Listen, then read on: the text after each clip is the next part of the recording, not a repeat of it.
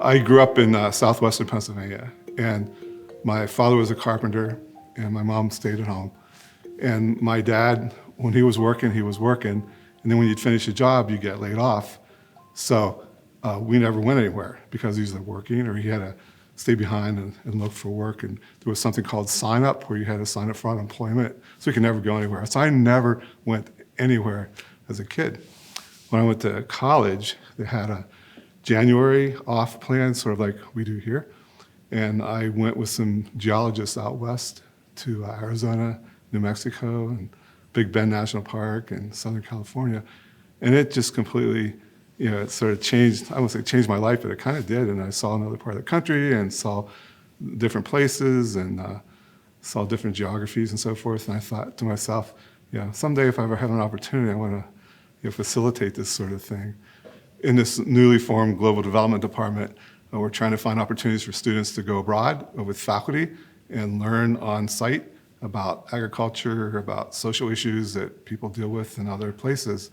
Because when you see how people deal with these things in other places, it informs your perspective and maybe ability to see things back home and a way you might do things differently as well. Personally, I've taken students to Cuba, Belize, Nicaragua a couple of times. There was a group of faculty and students that went to India on a regular basis. I think they went 13 years to India. And it's been really exciting to go on those trips. The model that we've used for these trips is that we pick a country to visit, and then we study that country by having students do reports on various components like the agriculture, maybe the demographics, the geography, the climate, and they report that back to the class. And sometimes we get guest lecturers who have expertise in that country to come and speak about that. And then when we go, we already know the background and we know sort of what to expect.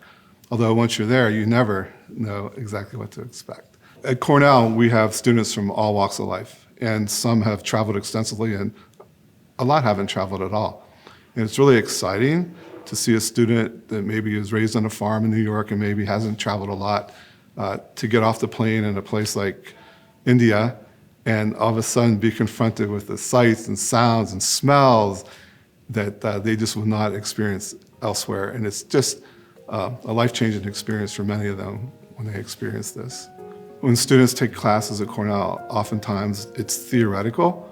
Like we have this theory of supply and demand or theory of development. But when they go and see it in real life, I think it just brings it home and kind of cements that concept in their brains when they see it put into practice.